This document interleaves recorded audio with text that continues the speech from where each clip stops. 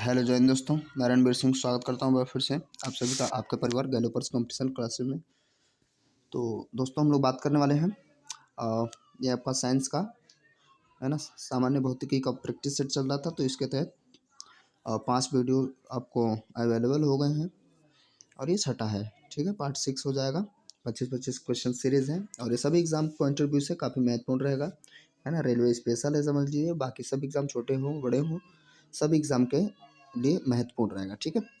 तो वीडियो को बिना देरी के शुरू करते हैं। उससे पहले यदि आप चैनल पर नए हैं तो चैनल को कर लें सब्सक्राइब, साथ साथ नोटिफिकेशन बेल यानी कि घंटी को बजाना बिल्कुल ना भूलें। चलिए शुरू करते हैं। पानी से भरी, ये क्वेश्चन था पिछले सेट में। तो पानी से भरी हुई कार की युक्त बोतल को जब जमाया जाता है तो यह टूट जाता है, क्योंकि। तो सीधी सी बात है, क्या हो जाएगा, पानी जो है बोतल फट जाएगा, ठीक है। नहीं, ये तो कह ही रहा है क्यों, क्योंकि जो है पानी जो होता है फ्रीजिंग होने पे उसका आयतन बढ़ जाता है, ठीक है। तो इसका करेक्ट आंसर ये हो जाएगा, है ना। पानी का न्यूनतम घनत्व तो पूछ लिया जाता है, तो 4 डिग्री सेल्सियस पे न्यूनतम घनत्व होता है, क्यों, सॉरी, मैक्सिमम घनत्व होता है और न्यूनतम आयतन होता है। आयतन और घनत्व का जो संबंध है वो ऐसा है कि ये एक दूसरे के व्युत्क्रमानुपाती होते हैं, समझ रहे हैं ना। क्योंकि किसी भी पदार्थ का जब घनत्व बढ़ रहा होता है ना, जब घनत्व बढ़ेगा तो उसका आयतन घट रहा होता है, समझ रहे हैं। तो 4 डिग्री सेल्सियस पे पानी का घनत्व सर्वाधिक होता है, अर्थात उस पर आयतन सबसे कम होता है, लेकिन जब जमने लगता है तब उसका आयतन बढ़ने लगता है। चलिए अपना अपना टॉपिक शुरू करते हैं, मतलब अपना प्रश्न। चट्टान के एक टुकड़े को जब हम क्या करते हैं, धरती से चंद्रमा की सतह पर ले जाएंगे तो क्या होगा। तो चट्टान के एक टुकड़े को जब हम धरती से चंद्रमा की सतह पर ले जाएंगे तो द्रव्यमान बदलेगा। द्रव्यमान नहीं बदलता है कभी भी, मास नहीं चेंज होता, भार चेंज हो जाता है, ठीक है। द्रव्यमान और दोनों बदलेंगे नहीं, गलत है। वजन बदलेगा लेकिन द्रव्यमान नहीं। तो द्रव्यमान नियत रहेगा और वजन बदलेगा, तो करेक्ट आंसर यही है। आगे बढ़ते हैं। एक तूफान में घरों की छत उड़ जाती है, तो यह किसके अनुसार। तो इसका जो करेक्ट आंसर होएगा भैया, बर्नौली का सिद्धांत काम करता है इस पे। क्लियर, बर्नौली का ही सिद्धांत है। घरों के शेड उड़ जाते हैं, छत आमतौर पे टीन शेड क्या होता है, उड़ जाते हैं। मान लीजिए इस टाइप का घर बना हुआ है ना।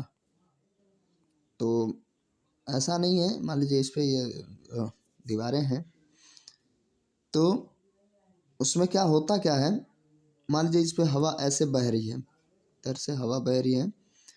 तो जब हवा बहेगी ना स्पीड में, तो यहाँ का वायु दाब कम हो जाएगा अपेक्षाकृत जो पहले से घर में वायु दाब बना हुआ था।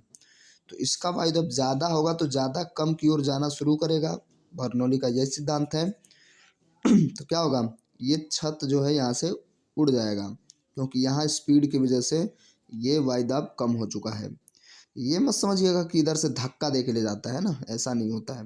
पास्कल का तो बिल्कुल नहीं है, गलत कर लेंगे आप, ठीक है।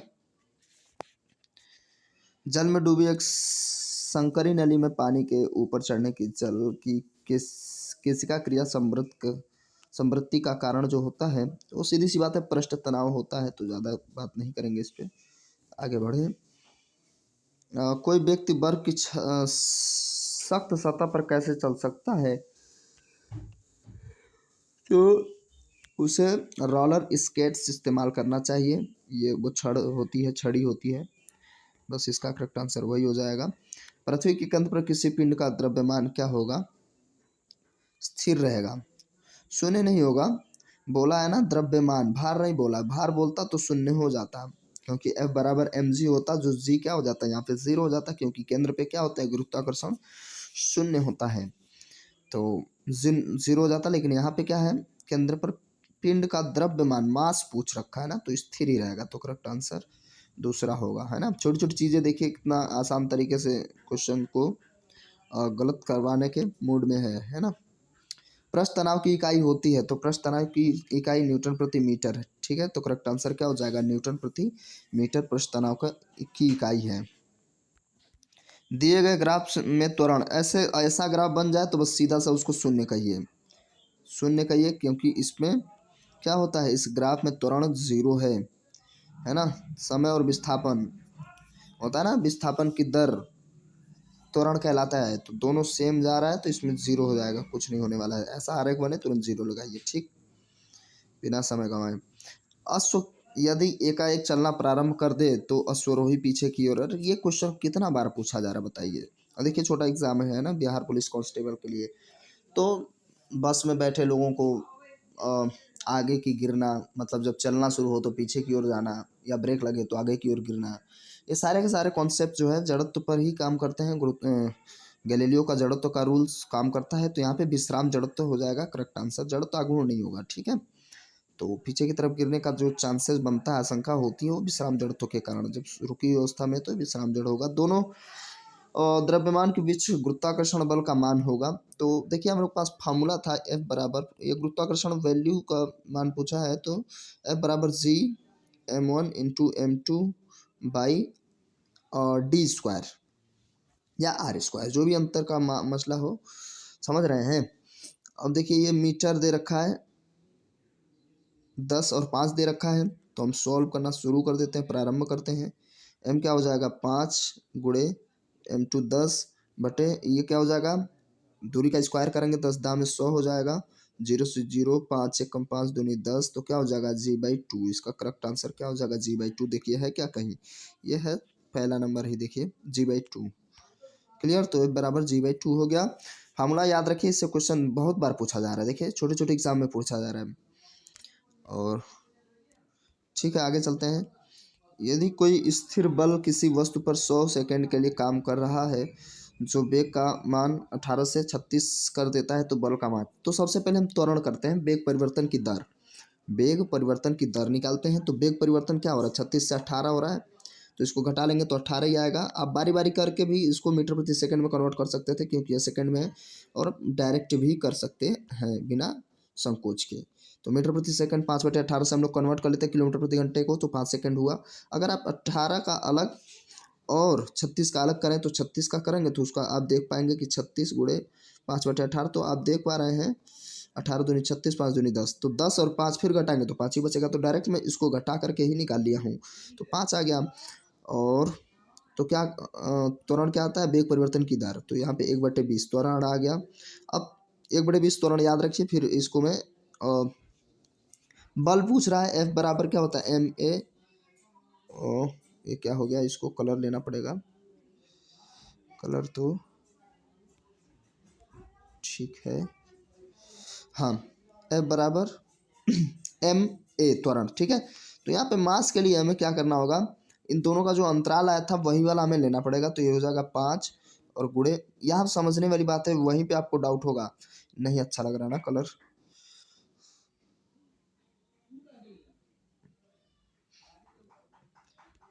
तो 5 गुणे 1/20 डिवाइड कर लीजिए। इसका हो जाएगा 2 5 दशमलव में, तो डायरेक्ट हो जाएगा 0.25 न्यूटन, ठीक है। तो करेक्ट आंसर चौथा हो गया। आगे बढ़ेंगे। 70 किलोग्राम भार वाले एक व्यक्ति का भार चांद पर क्या होगा। भाई 70 किलो का है ना, तो 1/6 कर लेंगे। देखिए भार पूछा है और हमें पता है कि हमारे यहाँ यानी पृथ्वी से गुरुत्वाकर्षण चंद्रमा का जो है 1/6 है, 1/6 गुना है। तो 70 का है तो 70 में 6 से भाग करा देंगे, तो 6 दाह में इसको 70 किलोग्राम भार है, तो भार ही है ना, तभी गुरुत्वाकर्षण इस पर लागू हो रहा है। तो इसको डायरेक्ट ऐसे लगाया जाए, ऐसा तो कुछ दिख नहीं रहा भाई, न्यूटन में आ रहा है। और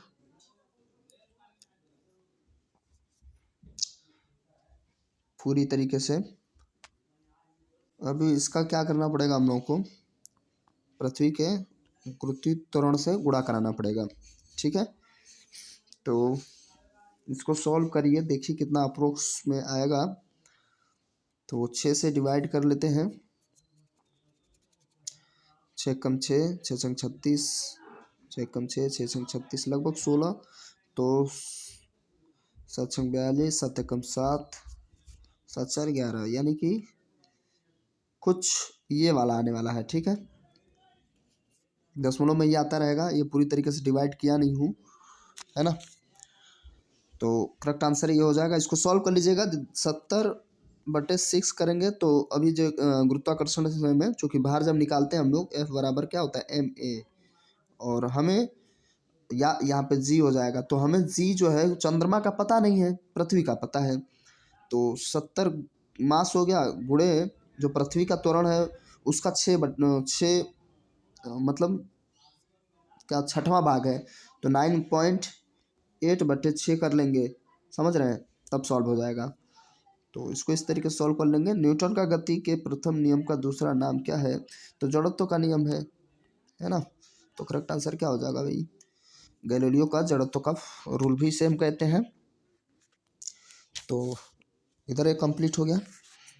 आगे बढ़े। यदि एक आकाश से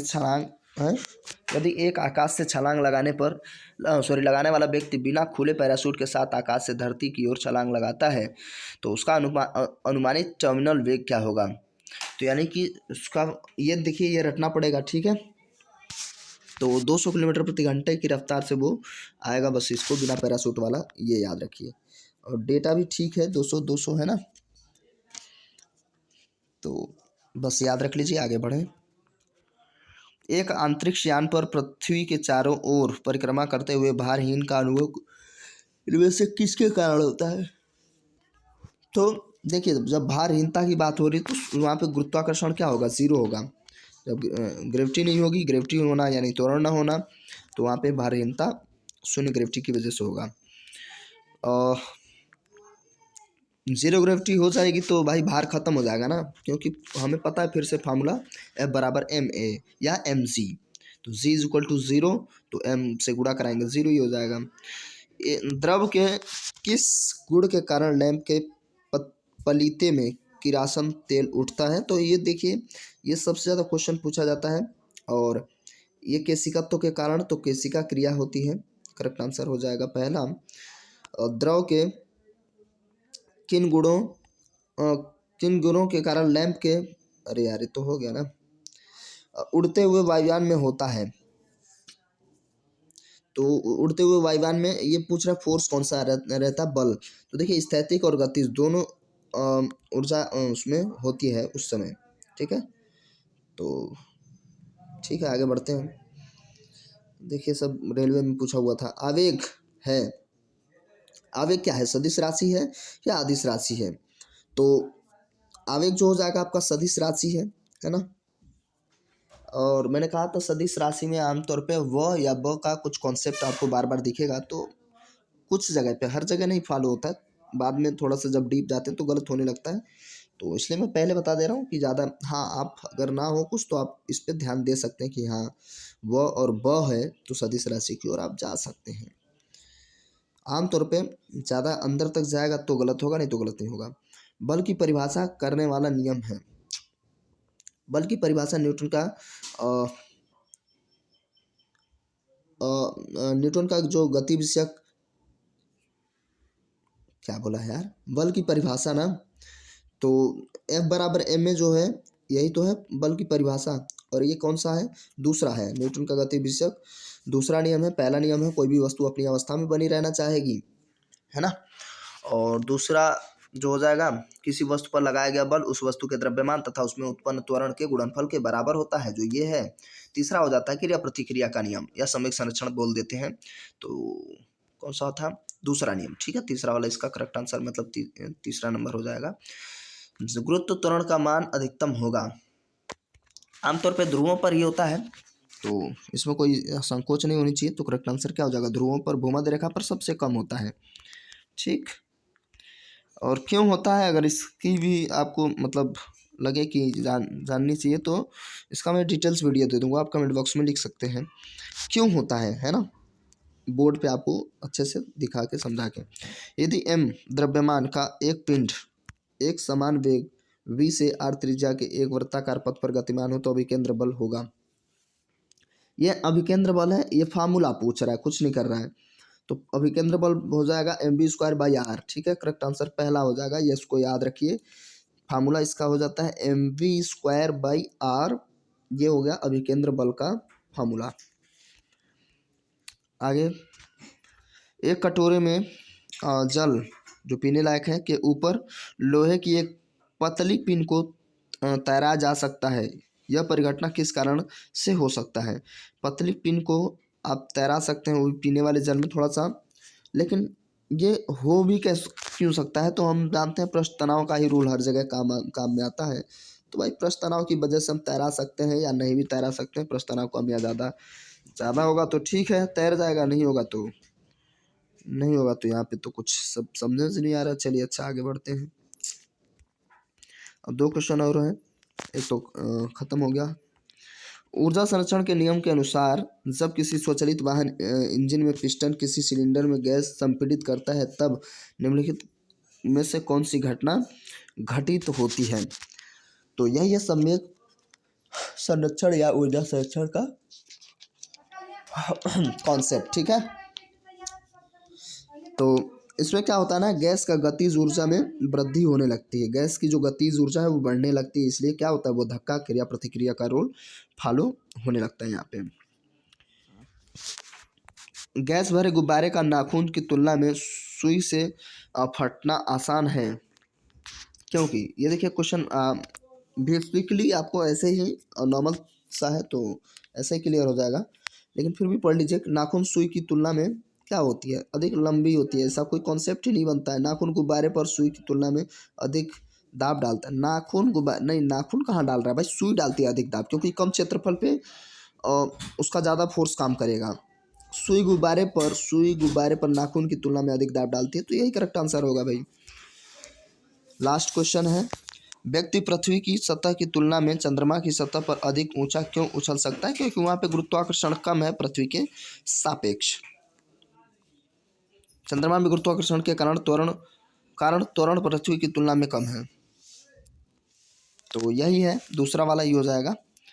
थोड़ा सा सेंटेंस घुमा के मतलब ऐसा बोल रहा है, चंद्रमा में गुरुत्वाकर्षण के कारण, या कारण क्यों कह रहा हूँ, अच्छा कारण त्वरण पृथ्वी की तुलना में कम होती है, ठीक है। त्वरण वो तो पहले, ये क्वेश्चन आपके लिए है, अब इसका आप कमेंट बॉक्स में जवाब दीजिएगा और नेक्स्ट सेट में इसको हम लोग लेकर मिलेंगे। तो इसका क्या हो जाएगा, एक ट्रेन जैसे ही चलना आरंभ करती है उसमें बैठे हुए यात्री सिर पीछे की ओर झुक जाता है, इसका क्या कारण है भाई? तो ये आप बार बार सुनते आ रहे हैं, तो बहुत आसानी से इसका आप करेक्ट आंसर कर पाएंगे। तो कमेंट बॉक्स में आंसर करिएगा कौन सा ABC 1 2 3 या 4 जो भी ABCD करके भी आप आंसर कर सकते हैं, तो कौन सा हो जाएगा आप अपना आंसर करेंगे। कैसा लगा वीडियो कमेंट करके जरूर बताएं। तो चलिए मिलते हैं लोडे में, तब तक के लिए नमस्कार, जय हिंद।